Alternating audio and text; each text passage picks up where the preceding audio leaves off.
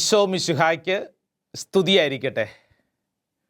പ്രിയപ്പെട്ട ദൈവജനമേ, ദാ ഈ ശുശ്രൂഷയിൽ പങ്കെടുക്കുന്ന നമ്മളെ എല്ലാവരെയും സർവശക്തനായ ദൈവം അനുഗ്രഹിക്കട്ടെ എന്ന് ദാ ഈ ശുശ്രൂഷയുടെ ആരംഭത്തിൽ പ്രാർത്ഥിക്കുകയും ആശംസിക്കുകയും ചെയ്യാം. ഇന്ന് ദൈവത്തിൻ്റെ ആത്മാവ് ധ്യാനിക്കുവാനും പ്രാർത്ഥിക്കുവാനുമായി നമുക്കൊരു സുന്ദര വചനം, വളരെ പരിചിതമായൊരു വചനമാണ് നമുക്ക് നൽകിയിരിക്കുകയാണ്. സാധിക്കുന്നവരെല്ലാവരും വിശുദ്ധ ഗ്രന്ഥം തുറന്ന് ഈ വചനം വായിച്ച് ധ്യാനിച്ച് അഭിഷേകം പ്രാപിക്കാം. വിശുദ്ധ മത്തായിയുടെ സുവിശേഷം 19-ാം അധ്യായം 6-ാം തിരുവചനം. Saint Matthew's gospel chapter 19 verse 6. വളരെ പരിചിതമായ വചനമാണ്. പല തവണ നമ്മൾ വായിച്ചിട്ടുള്ള ധ്യാനിച്ചിട്ടുള്ള വചനമാണ്. പക്ഷേ ഇന്ന് ഈ ശുശ്രൂഷാ സമയം നമ്മൾ ഈ വചനത്തോട് ചേർന്നിരിക്കുമ്പോൾ ദൈവത്തിൻ്റെ ആത്മാവ് ഒരു പ്രത്യേകമായ അഭിഷേകം നമുക്കെല്ലാവർക്കും സമ്മാനിക്കും.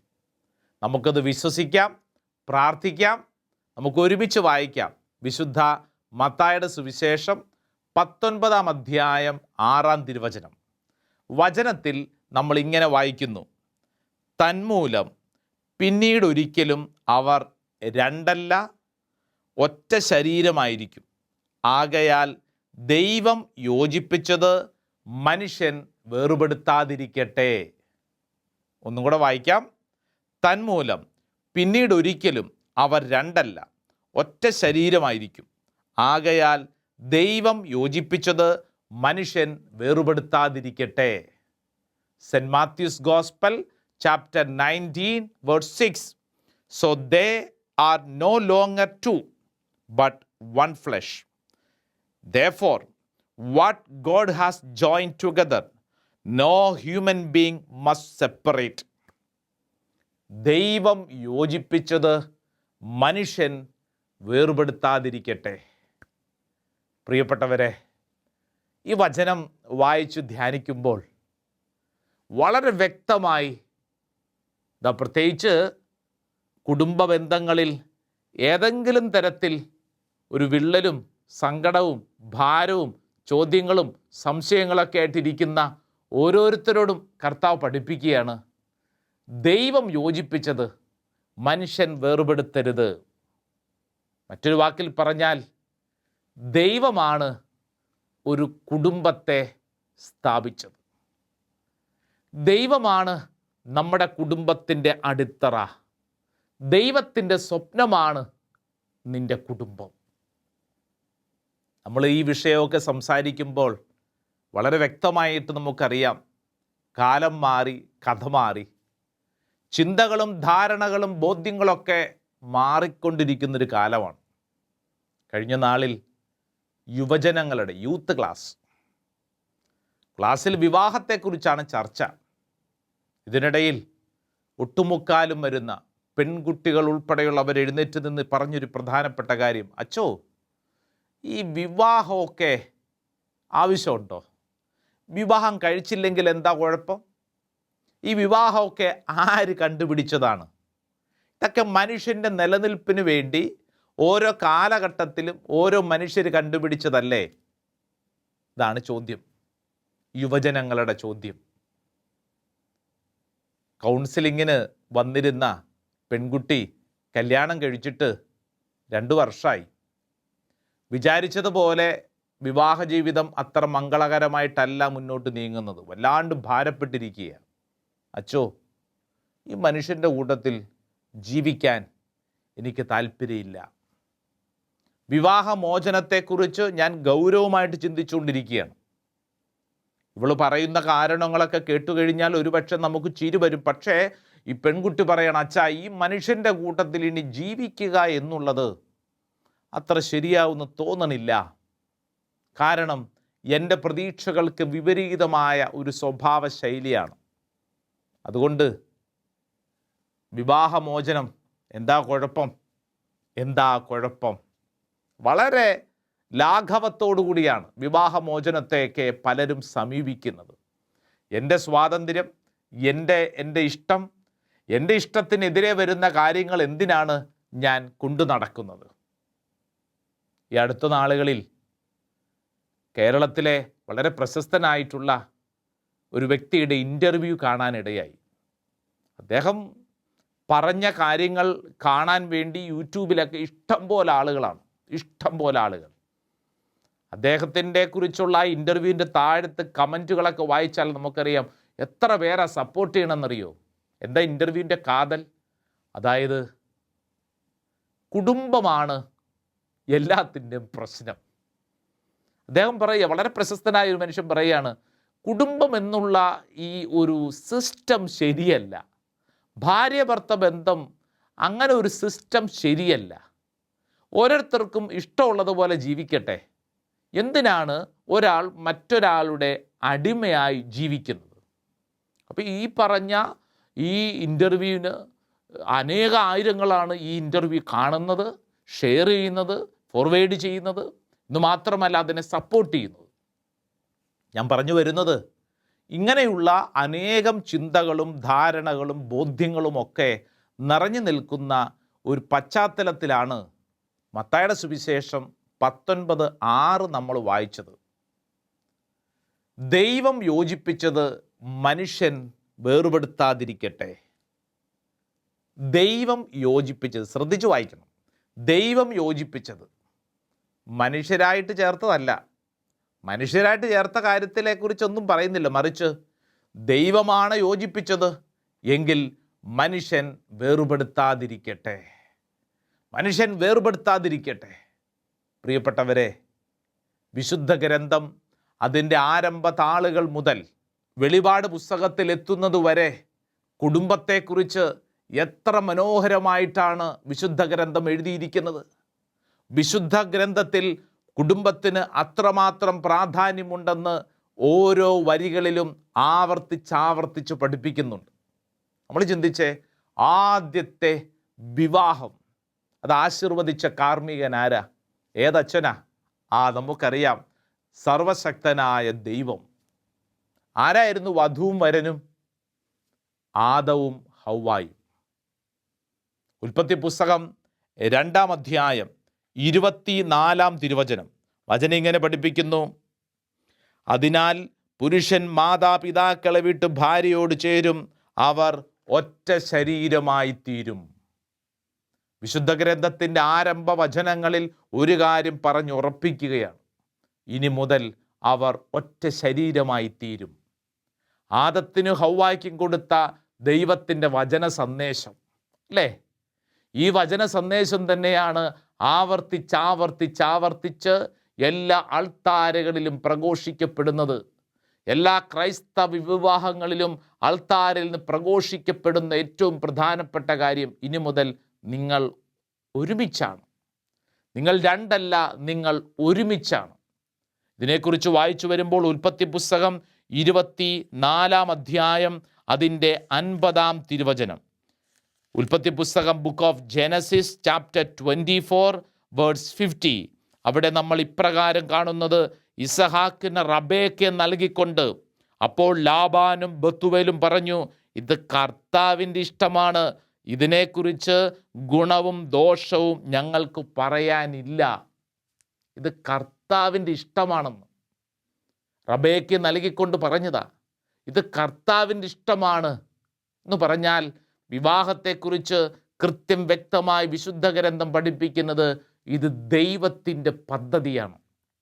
It is not human institution, but it is divine institution. ദൈവം സ്ഥാപിച്ചതാണ്, മനുഷ്യൻ്റെ ബുദ്ധിയിലുള്ളതല്ല.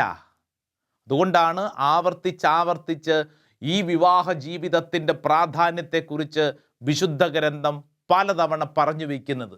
നമ്മളൊന്ന് ആലോചിച്ച് നോക്കിയേ, പുതിയ നിയമത്തിൽ യേശുവിൻ്റെ ആദ്യത്തെ അത്ഭുതം നടക്കുന്ന സ്ഥലം എവിടെയാണ്? അത് ഒരു വിവാഹ വിരുന്ന, കാനായിലെ വിവാഹ വിരുന്ന്.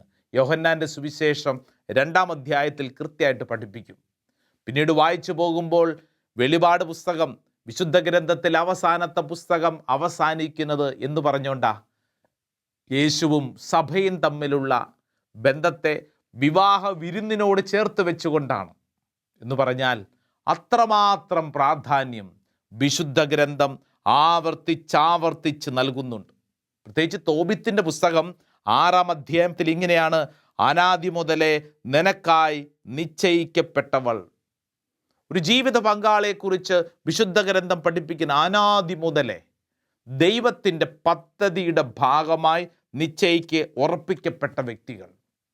പ്രിയപ്പെട്ടവരെ, വിവാഹ ജീവിതത്തിൻ്റെ പ്രാധാന്യത്തെക്കുറിച്ച് പറയേണ്ടതുണ്ടോ? പ്രിയപ്പെട്ടവരെ, വിവാഹ ജീവിതത്തിൻ്റെ പ്രാധാന്യം ഈ കാലഘട്ടത്തിൽ നമ്മുടെ കുടുംബങ്ങൾ ഉറപ്പിച്ച് ഈ ലോകത്തോട് വിളിച്ചു പറയേണ്ട സമയമാണ്.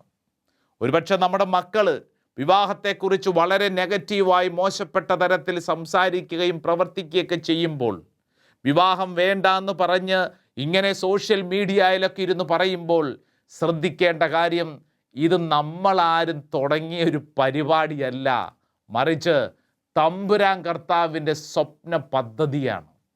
2-ാം വത്തിക്കാൻ കൗൺസിൽ വിവാഹത്തെക്കുറിച്ച് പഠിപ്പിക്കുമ്പോൾ, 2-ാം വത്തിക്കാൻ കൗൺസിൽ അതിൻ്റെ പ്രത്യേകിച്ച് സഭ ആധുനിക ലോകത്തിൽ അതിൻ്റെ 48-ാം ഖണ്ഡികയിൽ ഇങ്ങനെ പറയുന്നുണ്ട്: ദൈവം തന്നെയാണ് വൈവാഹിക ബന്ധത്തിൻ്റെ സ്ഥാപകൻ.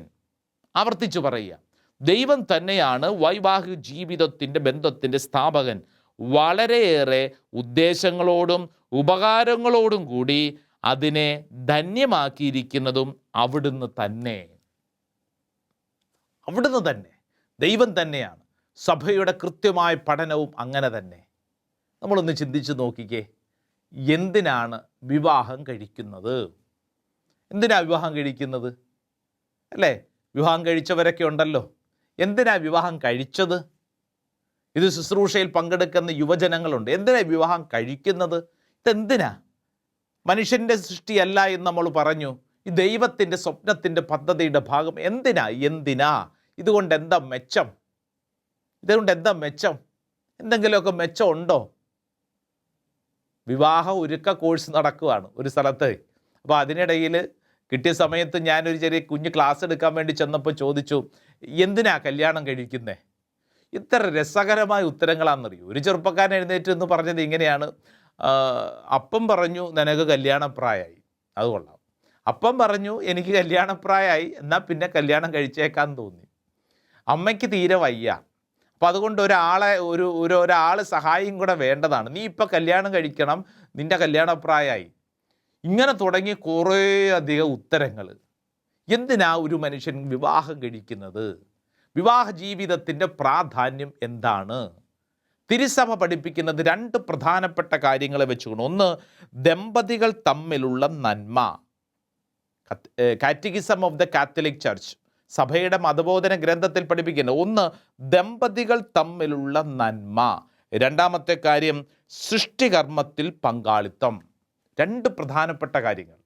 ദമ്പതികൾ തമ്മിലുള്ള നന്മ, ഭാര്യയും ഭർത്താവും അവർ തമ്മിലുള്ള സ്നേഹബന്ധം, അവർ തമ്മിലുള്ള സ്നേഹബന്ധത്തിൻ്റെ നന്മ. പ്രിയപ്പെട്ടവരെ, വിശുദ്ധ പൗലോസ്ലീഹ ഇതിനെക്കുറിച്ച് പഠിപ്പിക്കുമ്പോൾ ഓർമ്മപ്പെടുത്തുന്നൊരു കാര്യം, ഇത് ഒരു രഹസ്യം ആണെന്നുള്ളതാണ്. വിശുദ്ധ പൗലോസ്ലീഹ എഫേസുസാർക്ക് എഴുതിയ ലേഖനം 5-ാം അധ്യായം 32-ാം തിരുവചനം, saint Paul's letter to Ephesians chapter 5 verse 32, വചനം പറയുന്നത് ഇത് വലിയ ഒരു രഹസ്യമാണെന്നുള്ളതാണ്. ഏത്? കുടുംബം ഒരു രഹസ്യമാണെന്ന്. അങ്ങനെയാകുന്നേ? കുടുംബം ഒരു രഹസ്യമായിട്ട് തോന്നിയിട്ടുണ്ടോ? വിവാഹം കഴിക്കപ്പെട്ടവരൊന്ന് ചിന്തിച്ച് നോക്കിയേ. നിങ്ങൾക്ക് തോന്നിയിട്ടുണ്ടോ കുടുംബം ഒരു രഹസ്യമാണെന്ന്? സംശയമുണ്ടോ? ഇതൊരു രഹസ്യമല്ലേ?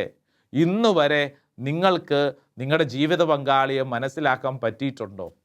അല്ലേ? പറ്റിയിട്ടുണ്ടോ? ഒന്ന് ചിന്തിച്ച് നോക്കിയേ. നിങ്ങളുടെ ജീവിത പങ്കാളിയെ മനസ്സിലാക്കാൻ പറ്റിയിട്ടുണ്ടോ? നമ്മൾ ഈ രഹസ്യമെന്ന് പറയുമ്പോൾ കത്തോലിക്ക സഭയിൽ തന്നെ അനേക രഹസ്യങ്ങൾ നമുക്കറിയാമല്ലോ. എന്ന് പറഞ്ഞു കഴിഞ്ഞാൽ വിശുദ്ധ കുർബാനയെക്കുറിച്ച് എന്താ പഠിപ്പിക്കുന്നത്? It is A divine mystery, ഒരു ദൈവിക രഹസ്യമാണ്. കാരണം മനുഷ്യൻ്റെ ബുദ്ധിക്ക് മനസ്സിലാവുന്നില്ല. അൾത്താരയിൽ വൈദികൻ അപ്പവും വീഞ്ഞും ഉയർത്തിപ്പിടിച്ചിട്ട് പറയുകയാണ്, ഇത് യേശുവിൻ്റെ ശരീരവും രക്തവുമാണ്. ഹൗ? എങ്ങനെ? നമ്മുടെ ബുദ്ധിക്ക് മനസ്സിലാവുന്നില്ല. എന്നതുപോലെ തന്നെയാണ് ട്രിനിറ്റി, ത്രിത്വം, പിതാവ്, പുത്രൻ, പരിശുദ്ധാത്മാവ് മൂന്നല്ല ഒന്നാണ് എന്ന് നമ്മൾ പഠിക്കുമ്പോൾ നമ്മുടെ ബുദ്ധിയിൽ ഒരു ചോദ്യം വരും, ഇത് എങ്ങനെ, ഹൗ, മനസ്സിലാവുന്നില്ല. വിശുദ്ധ കുർബാന പോലെ തന്നെ ത്രിത്വം പോലെ വിശുദ്ധ ഗ്രന്ഥം പഠിപ്പിക്കുന്ന കാര്യം കുടുംബവും ഒരു രഹസ്യമാണ്. സാധാരണ അടക്കം പറച്ചിൽ രഹസ്യമല്ല, മറിച്ച് ഇതൊരു ദീവ് രഹസ്യമാണ്. ഭാര്യ ഭർത്താക്കന്മാരെ ചിന്തിച്ച് നോക്കിക്കേ, എങ്ങനെയാ നിങ്ങളുടെ ജീവിതം മുന്നോട്ട് നീങ്ങുന്നേ? നിങ്ങളുടെ ജീവിതം മുന്നോട്ട് നീങ്ങുന്നത് എങ്ങനെയാ? ഒന്ന് ചിന്തിച്ചേ. ചിലരോടൊക്കെ ചോദിക്കുമ്പോൾ ചിലർ ഇങ്ങനെ ദീർഘനിശ്വാസം വിടും, അല്ലേ? അതൊക്കെ അങ്ങനെ അങ്ങോട്ട് പോകുന്നു. വേറെ ചിലർ പറയും, തട്ടിയും മുട്ടിയും പോകുന്നു. പ്രിയപ്പെട്ടവരെ, ഇതൊരു രഹസ്യമാണ്, ആത്മീയ രഹസ്യമാണ്, ഒരു ദൈവീക രഹസ്യമാണ്. ദൈവത്തിൻ്റെ പദ്ധതിയുടെ ഭാഗമായിട്ടാണ് ഒരു കുടുംബം മുന്നോട്ട് നയിക്കപ്പെടുന്നത്. ഇല്ലെങ്കിൽ കുടുംബം നിലനിൽക്കില്ല. നിന്റെ കുടുംബം ഇന്ന് നിലനിൽക്കുന്നുണ്ടെങ്കിൽ ഉറപ്പിച്ചുകൊള്ളുക, അതിൻ്റെ പിന്നിൽ ഒരു ദൈവിക ശക്തി അതിങ്ങനെ വലയം ചെയ്ത് നിർത്തിയിരിക്കുകയാണ്. ദൈവിക ശക്തി ഓർമ്മയുണ്ടോ? വിവാഹം കഴിച്ച നാളിൽ, അല്ലേ? പ്രത്യേകിച്ച് ഭാര്യ ഭർത്താക്കന്മാർ, നിങ്ങളൊന്ന് ചിന്തിച്ച് നോക്കിക്കേ. ദേവാലയത്തിൽ അൾത്താരയുടെ മുമ്പിൽ നിന്ന് നിങ്ങൾ പ്രതിജ്ഞ എടുത്തത് ഓർമ്മയുണ്ടോ? അല്ലേ? സത്യപ്രതിജ്ഞയൊക്കെ എടുക്കുന്ന പോലെ എടുത്തായിരുന്നല്ലോ. എന്തിൻ്റെ മുമ്പിലേ എടുത്തത്? ഭാര്യയും ഭർത്താവും അൾത്താരയുടെ മുൻവശത്തോട്ട് വന്ന് വിശുദ്ധ ഗ്രന്ഥം, ആ വിശുദ്ധ ഗ്രന്ഥത്തെ തൊട്ട്, അല്ലേ? അങ്ങനെയല്ലായിരുന്നോ? ഓർമ്മയുണ്ടോ? ഭാര്യയും ഭർത്താവും വലതുകരം ആ വിശുദ്ധ ഗ്രന്ഥത്തോട് ചേർത്ത് വെച്ച് ഇന്നു മുതൽ മരണം വരെ സുഖത്തിലും ദുഃഖത്തിലും, അല്ലേ, ദാരിദ്ര്യത്തിലും ആരോഗ്യത്തിലും അനാരോഗ്യത്തിലും ഒരുമിച്ച് ജീവിച്ചു കൊള്ളാമെന്ന് ഞങ്ങൾ പ്രതിജ്ഞ ചെയ്യുന്നു. വിശുദ്ധ ഗ്രന്ഥത്തെ സാക്ഷി നിർത്തി. വിശുദ്ധ ഗ്രന്ഥം എന്ന് പറഞ്ഞാൽ യേശു. ആ യേശുവിനെ ചേർത്ത് പിടിച്ചുകൊണ്ടാണ് ഉറപ്പിച്ചത്. ഇതില്ലെങ്കിൽ എന്തു പറ്റും? ഭാര്യയും ഭർത്താവും പരസ്പരം വഴക്കടിക്കാൻ തുടങ്ങും. ഭാര്യ ചിന്തിക്കും, ഭർത്താവിൽ നിന്ന് എനിക്കെന്ത് കിട്ടും, ഇയാളെ കൊണ്ട് എനിക്കെന്തും മെച്ചം. അങ്ങനെ ചിന്തിക്കാൻ തുടങ്ങുമ്പോൾ ജീവിതം ദുരിതമാകും. നേരെ തിരിച്ച് ഭർത്താവ് ചിന്തിക്കുകയാണ്, ഇവളെ കൊണ്ട് എനിക്കെന്തും മെച്ചം. നമ്മുടെ ഈ കാലഘട്ടത്തിൽ അങ്ങനെയാണല്ലോ നമ്മളെല്ലാം കാണുന്നത്. നമ്മളൊരാളോടുള്ള പരിചയം പോലും അങ്ങനെ, ഇയാളെ കൊണ്ട് എനിക്കെന്ത് മെച്ചം, ഇയാൾ എനിക്ക് ഭാരമാണോ, ഇയാൾ എനിക്ക് നന്മയാണോ, ഇയാളെ കൊണ്ട് എനിക്കെന്തും മെച്ചം. പ്രിയപ്പെട്ടവരെ, ഈ മെച്ചം അന്വേഷിക്കാൻ തുടങ്ങുന്നതനുസരിച്ച് നമ്മൾ ഭാരപ്പെടാൻ തുടങ്ങും, ചോദ്യം ചെയ്യാൻ തുടങ്ങും, കണക്കെടുപ്പ് ആരംഭിക്കും. ഇയാളിൽ നിന്ന് എനിക്ക് എന്തെല്ലാം കിട്ടി, അല്ലേ? പ്രിയപ്പെട്ടവരെ, കുടുംബജീവിതം പരസ്പരം കണക്കെടുക്കാനുള്ള സ്ഥലമല്ല, പരസ്പരം ചെളി വാരിയെറിയാനുള്ള സ്ഥലമല്ല, കുറ്റപ്പെടുത്താനുള്ള സ്ഥലമല്ല, മറിച്ച് രണ്ടല്ല ഒന്നാണെന്ന് പ്രഖ്യാപിക്കാനുള്ള ഇടമാണ്. അങ്ങനെയല്ലേ നമ്മുടെ കുടുംബങ്ങളൊക്കെ നിലനിൽക്കുന്നത്, അല്ലേ? നമ്മുടെയൊക്കെ കുടുംബത്തിൻ്റെ ധന്യത എന്ന് പറയുന്നതും അതിനോട് ചേർത്ത് വയ്ക്കപ്പെട്ടതാണ്. ഭാര്യയും ഭർത്താവും ഈ ലോകത്തോട് പ്രഖ്യാപിക്കുന്ന കാര്യം, കുടുംബജീവിതം അത് ധന്യമാണ്, അത് ദൈവം സ്ഥാപിച്ചതാണ്, ഞങ്ങളെ ദൈവമാണ് ഒരുമിച്ച് ചേർത്തത്. പരസ്പരം ചേർക്കപ്പെടുമ്പോൾ സ്വാഭാവികം, രണ്ട് വ്യത്യസ്ത കൾച്ചർ, സംസ്കാരങ്ങൾ, രണ്ട് വ്യത്യസ്ത ജീവിത ശൈലികൾ, സ്വഭാവ രീതികൾ, വിദ്യാഭ്യാസ രീതി എല്ലാം വ്യത്യസ്തം. അങ്ങനെയല്ലേ? ഒരേ സ്വഭാവക്കാർ ഒരുമിച്ചല്ലല്ലോ, മറിച്ച് വ്യത്യസ്തം. ഉദാഹരണത്തിന്, ഭർത്താവ് പിശുക്കനാണെങ്കിൽ ഭാര്യ ധാരാളിത്തമുള്ളതായിരിക്കാം, അല്ലേ? ഭർത്താവ് പ്രാർത്ഥിക്കുന്ന ഒരാളാണെങ്കിൽ ഭാര്യ പ്രാർത്ഥിക്കാത്തതായിരിക്കാം. ഭർത്താവിന് ചായയാണ് ഇഷ്ടമെങ്കിൽ ഭാര്യയ്ക്ക് കാപ്പിയായിരിക്കും ഇഷ്ടം, അല്ലേ? കഴിഞ്ഞ നാളിൽ പ്രാർത്ഥിക്കാൻ വന്നൊരു ഭാര്യ പറഞ്ഞു, അച്ഛാ, എല്ലാം ഞാൻ ക്ഷമിക്കാം, പക്ഷേ രാത്രിയിൽ മനസമാധാനമായിട്ടൊന്ന് കിടന്നുറങ്ങാൻ പറ്റണ്ടേ? ഭർത്താവിൻ്റെ കൂർക്കം വലി കാരണം ഞാൻ മടുത്തിരിക്കുന്നു. മറ്റൊരാൾ പറഞ്ഞത്, ഭർത്താവിന് ഫാൻ വേണം രാത്രി കിടക്കുമ്പോൾ, എനിക്ക് ഫാൻ വേണ്ട. രണ്ടുപേരും ഒരു കട്ടിലേക്ക് കിടക്കണമല്ലോ, മുകളിലൊരു കറങ്ങുന്ന ഫാനും ഉണ്ട്, എന്ത് ചെയ്യും? പ്രിയപ്പെട്ടവരെ, ഇങ്ങനെ തുടങ്ങുന്ന കൊച്ചു കൊച്ചു കാര്യങ്ങൾ മാത്രമല്ല, നമ്മുടെ ജീവിതത്തെ സ്വസ്ഥത നഷ്ടപ്പെടുത്തുന്ന പല കാര്യങ്ങളും സംഭവിക്കുമ്പോൾ ചോദ്യം നമ്മുടെ മനസ്സിൽ വരും, കുടുംബജീവിതം ഇതെന്താ, ഇതിൻ്റെ ആവശ്യമുണ്ടോ, ഇതൊക്കെ എന്തിനാ, ഇതൊക്കെ മനുഷ്യൻ കണ്ടുപിടിച്ചതല്ലേ? വിവാഹ ജീവിതം മനുഷ്യൻ്റെ കണ്ടുപിടുത്തം അല്ല.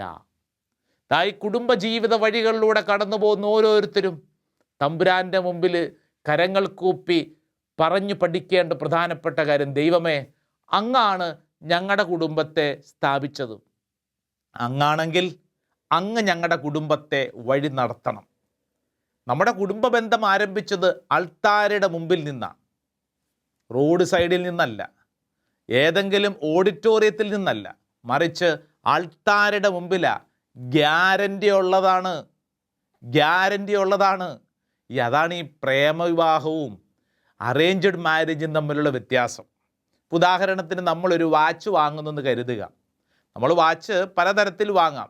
വേണമെങ്കിൽ റോട്ടിലൂടെ പോകുമ്പോൾ വഴി സൈഡിൽ ഒരാൾ വിൽക്കാനിരിക്കുന്നു, നമ്മളത് കണ്ടൊരു വാച്ച് വാങ്ങി. അതേസമയം തന്നെ നമ്മൾ ഒരു ഒഫീഷ്യലായിട്ടുള്ള കമ്പനിയുടെ ഒരു കടയിൽ പോയിട്ട് നമ്മളൊരു വാച്ച് വാങ്ങി. ഈ വഴി സൈഡിലുള്ള വാച്ച് കേടായി, റിപ്പയർ ചെയ്യാനും ഗ്യാരൻറ്റിയും വാരൻറ്റിയും ഒന്നും ഇതിനൊന്നും ഇല്ല, തീർന്നു അതുകൊണ്ട് തന്നെ. എന്നാൽ മറ്റേത് കടയിൽ നിന്ന് വാങ്ങിയത് അങ്ങനെയല്ല, അത് കമ്പനിയുടെയാണ്, അതിന് ഗ്യാരൻറ്റി ഉണ്ട്, വാരൻറ്റി ഉണ്ട്. അതിനൊരു കുഴപ്പമുണ്ടെങ്കിൽ ആ റിപ്പയർ ചെയ്യാൻ നമുക്ക് അങ്ങോട്ട് ചെല്ലാം എന്നതുപോലെ തന്നെയാണ് അൾത്താരയിൽ നിന്ന് ചേർക്കപ്പെട്ട കുടുംബം. അതിന് പ്രശ്നങ്ങൾ വരുമ്പോൾ റിപ്പയറിങ്ങിനുണ്ടെന്ന്. പ്രശ്നങ്ങളില്ലാത്ത കുടുംബമുണ്ടോ? റിപ്പയറിങ്ങിനുള്ള സാധ്യത എപ്പോഴും ഉണ്ട്. ആൾത്താരയുടെ മുൻവശത്തോട്ട് കടന്നു വന്നാൽ അൾത്താര നമ്മളെ പഠിപ്പിക്കും. വിശുദ്ധ അൾത്താര നമ്മളെ സാവധാനം പല കാര്യങ്ങളും പഠിപ്പിക്കും. പ്രിയപ്പെട്ടവരെ, അതുകൊണ്ടാണ് വിവാഹത്തിൻ്റെ അന്ന് നിങ്ങൾ ശ്രദ്ധിച്ചിട്ടില്ലേ, ഭാര്യയ്ക്കും ഭർത്താവിനും 2 കസേരയിട്ട് അൾത്താരയോട് ചേർത്ത് അവരവിടെ ഇരുത്തും. എല്ലാ ദിവസമൊന്നും ഇല്ല, കല്യാണത്തിൻ്റെ അന്ന് മാത്രം അവർക്ക് കൊടുക്കുന്നൊരു പരിഗണനയാണ്. വിവാഹം കഴിക്കപ്പെട്ടവർ ഓർത്ത് നോക്കിയേ, ഇതുപോലെ പരിഗണന നിങ്ങൾക്കെല്ലാവർക്കും കിട്ടിയതല്ലേ? അല്ലേ? അൾത്താരയാണ് ചേർത്ത് വച്ചിരിക്കുന്നത്. ഈ അൾത്താരയോടുള്ള ബന്ധം മുടങ്ങാതിരിക്കാൻ ദൈവം ആഗ്രഹിക്കുകയാണ്. അൾത്താരയോട് ചേർത്ത് വയ്ക്കപ്പെട്ട ജീവിതം, അതിൽ അനുഗ്രഹം ഒഴുകപ്പെടും. പ്രശ്നങ്ങളും ദുരിതങ്ങളും ഉണ്ടാകുമ്പോൾ അതിനോട് ചേർക്കപ്പെടുമ്പോൾ ദൈവം ഇടപെടാൻ തുടങ്ങും. വിശുദ്ധ പൗലോസ് വളരെ കൃത്യമായിട്ട് ഈ വിഷയത്തെക്കുറിച്ച് പഠിപ്പിക്കുന്നൊരു വചനഭാഗമുണ്ട്. വിശുദ്ധ പൗലോസ് കൊറിന്തോസർക്ക് എഴുതിയ 1-ാം ലേഖനം 7-ാം അധ്യായം 14-ാം തിരുവചനം. Saint Paul's letter to Corinthians, 1 Corinthians chapter 7 verse 14. ഈ ശുശ്രൂഷയിൽ പങ്കെടുക്കുന്ന ദമ്പതികളെ, നിങ്ങളുടെ കുടുംബ ബന്ധങ്ങളിൽ എന്തെങ്കിലും തരത്തിലുള്ള തർക്കങ്ങളും അസ്വസ്ഥതകളും വിള്ളലുകളും ഉണ്ടെങ്കിൽ ഈ വചനം ഒന്ന് വായിച്ച് ധ്യാനിക്കണം. എന്താ വചനം പഠിപ്പിക്കണമെന്നറിയോ? ഭാര്യയുടെയും ഭർത്താവിൻ്റെയും ജീവിതം പരസ്പരം വിശുദ്ധീകരിക്കപ്പെടാനുള്ളതാണ്. അവിശ്വാസിയായിട്ടുള്ള ഭാര്യ വിശ്വാസിയായിട്ടുള്ള ഭർത്താവ് മുഖേനയും, അവിശ്വാസിയായിട്ടുള്ള ഭർത്താവ് വിശ്വാസിയായ ഭാര്യ മുഖേനയും വിശുദ്ധീകരിക്കപ്പെടണമെന്ന്. നമുക്കെല്ലാവർക്കും പരസ്പരം കുറവുകളുണ്ട്. ഈ കുറവുകളെ അത് പരസ്പരം വിശുദ്ധീകരണത്തിനായി ചേർക്കപ്പെടണം. നാളുകൾക്ക് മുമ്പ് കൗൺസിലിങ്ങിന് വന്നൊരു ഭാര്യ സങ്കടത്തോടെ പറഞ്ഞ, അച്ഛാ, എൻ്റെ ഭർത്താവിനെ കൊണ്ട് ഞാൻ മടുത്തു. വിചാരിച്ച പോലത്തെ ഒരാളൊന്നും അല്ല, മദ്യപാനിയാണ്, താന്തോന്നിയാണ്, പ്രാർത്ഥനയില്ല, മൊത്തം ദുരിതാച്ച, മൊത്തം ദുരിതം. ഞാൻ ചോദിക്കുന്നുണ്ട്, സഹോദരി, എങ്ങനെയാണ് ഇപ്പോൾ ഈ പ്രശ്നത്തെ കൈകാര്യം ചെയ്യുന്നത്? അച്ഛാ, കുറേ നാൾ ഞാൻ വീട്ടിൽ പോയി നിന്നു, ഒരു കാര്യമില്ല, അയാൾക്കൊരു സ്നേഹവും ഇല്ല അച്ഛാ. ഞാൻ വീട്ടിൽ പോയി നിന്നിട്ട് വീണ്ടും തിരിച്ചു വന്നു. ഇയാളോട് ഞാൻ എല്ലാ ദിവസവും കലഹം ഉണ്ടാക്കും, വഴക്കുണ്ടാക്കും. ഞാൻ പറഞ്ഞു, ഈ കലഹവും വീട്ടിൽ പോയി നിൽപ്പും നിർത്തിയാവും. അങ്ങനെയാണെങ്കിൽ ഭർത്താവിന് വേണ്ടി പ്രാർത്ഥന ആരംഭിച്ചാലോ? ഈ സ്ത്രീ പറഞ്ഞു, എങ്ങനെ പ്രാർത്ഥിക്കാനാ അച്ഛാ, ഒരു സമാധാനം തോന്നുന്നില്ല, ആലോചിക്കുമ്പോൾ തന്നെ അസ്വസ്ഥതയാണ്. ഞാൻ പറഞ്ഞു, ഭർത്താവിന് വേണ്ടി നന്നായിട്ട് പ്രാർത്ഥിച്ചാൽ ഭർത്താവിൽ മാറ്റങ്ങളുണ്ടാവും. സഹോദരിയിലൂടെ ഭർത്താവിൽ മാറ്റങ്ങളുണ്ടാവും. ആദ്യമൊന്നും അത്ര മനസ്സിലായില്ലെങ്കിലും സാവധാനം ഈ സഹോദരി ചെയ്യാൻ തയ്യാറായി. മദ്യപിച്ചെത്തുന്ന ഭർത്താവിനെ, അസ്വസ്ഥനായ ഭർത്താവിനെ ശാന്തമായി കിടത്തിയുറക്കി അതിനുശേഷം ആ കട്ടിലിന് താഴെ ഈ സഹോദരി മുട്ടുകുത്തു. എല്ലാ ദിവസവും ജപമാല എടുത്തു വെച്ച് പ്രാർത്ഥിക്കാൻ തുടങ്ങി. ജീവിത പങ്കാളിയുടെ വിശുദ്ധീകരണത്തിന് വേണ്ടി പ്രാർത്ഥിക്കാൻ തുടങ്ങി. ഈ സഹോദരി കഴിഞ്ഞ നാൾ ഈ സാക്ഷ്യം പറഞ്ഞത് ഇങ്ങനെയാണ്: എൻ്റെ ജീവിത പങ്കാളിക്കിപ്പോൾ മദ്യത്തിൻ്റെ മണം കേൾക്കുമ്പോൾ ഓക്കാനിക്കാൻ വരും. മദ്യപാനം നിർത്തിയെന്ന് മാത്രമല്ല, പ്രാർത്ഥിക്കാൻ തുടങ്ങി, സ്നേഹം പ്രകടിപ്പിക്കാൻ തുടങ്ങി, ഉള്ളിലുള്ള സ്നേഹം അനുഭവിക്കാൻ തുടങ്ങി. എപ്പോൾ മുതലാണെന്നറിയോ? ഭാര്യ ഭർത്താവിന് വേണ്ടി പ്രാർത്ഥിക്കാൻ തുടങ്ങിയപ്പോൾ മുതൽ. കുറ്റപ്പെടുത്താൻ, ഉപദേശിക്കാൻ, ഇട്ടിട്ട് പോകാൻ, തർക്കിക്കാൻ എളുപ്പമാണ്. പക്ഷേ പ്രാർത്ഥിക്കാൻ ബുദ്ധിമുട്ടുള്ളതാണ്. പക്ഷേ ആ ഒരു പ്രവൃത്തി ചെയ്താൽ അത്ഭുതങ്ങളും അടയാളങ്ങളും സംഭവിക്കും. പരസ്പരം വിശുദ്ധീകരിക്കപ്പെടാനുള്ള കുടുംബജീവിതം. എൻ്റെ പ്രിയപ്പെട്ടവരെ, ഈ ശുശ്രൂഷയിൽ പങ്കെടുത്ത് പ്രത്യേകിച്ച് നമ്മൾ സംസാരിച്ചത് കുടുംബ ബന്ധങ്ങളെക്കുറിച്ചാണ്, ഭാര്യ ഭർത്തൃ ബന്ധത്തെക്കുറിച്ചാണ്. ഏതെങ്കിലും തരത്തിലുള്ള തർക്കങ്ങളും വഴക്കുകളും അസ്വസ്ഥതകളും വിവാഹമോചനത്തെക്കുറിച്ച് പോലും ചിന്തിക്കുന്നവരുണ്ടെങ്കിൽ കർത്താവിൻ്റെ മുമ്പിൽ ഒന്ന് പോയി ചിന്തിക്കണേ. ഒന്ന് ഈശോയുടെ ആലോചന ചോദിക്കണം. ഈശോയെ, ഞാൻ എന്താ ചെയ്യണ്ടേ? കുടുംബജീവിതം അത് ദൈവമാണ് സ്ഥാപിച്ചത്.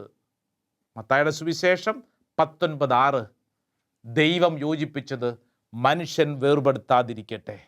ആ വലിയ അനുഗ്രഹം എല്ലാ കുടുംബങ്ങൾക്കും അനുഭവിക്കാൻ ഇടവരട്ടെ. ആമേൻ.